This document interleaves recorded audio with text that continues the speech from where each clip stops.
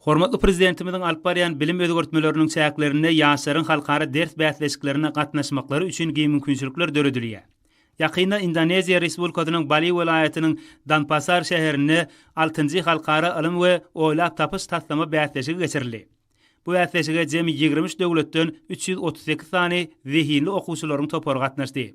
6-njy halkara ilm we oýlap tapyş taslama bäsleşiginiň jemi boýunça Aşgabat şäherindäki ýürütülüşdirilen umumy bilim berýän mektep internatynyň 11-nji sinf okuwçysy Ali Muhammedow Döwlet Murat Aýratyn sylagy we altyn medali.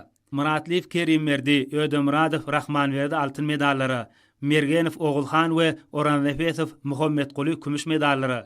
Ogulhan adyna Türkmenistanyň Injener Tehnologiýalar Universitetiniň 4-nji ýyl talibi Ak Muradow Gowşun altyn medali. Türkmen Owa Hojalyk Universitetiniň 4-nji ýyl talipleri Hudaýberdiýew Yaran we Meredow Kerim altyn medallary munasip bolmagy başardylar.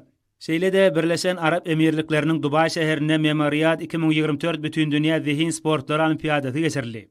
Olimpiada dünýäniň 60-dan gowrak döwletlerinden jemi 150-den gowrak okuwçy gatnaşdy.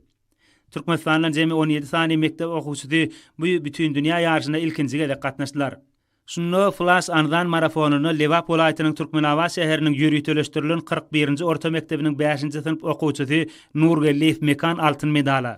Türkmenawa şäheriniň daşary ýurt diline ýürütülüşdirilen 29-njy orta mektebiniň 5-nji sinf okuwçysy Yusupowa Aýgul Flash Andan marafonuny kümüş medali. Aşgabat şäheriniň 2-nji orta mektebiniň 8-nji sinf okuwçysy Altyýew Oglmary ýatdan kvadrat kök almakda 1-nji medali munasip bolmagy başardylar.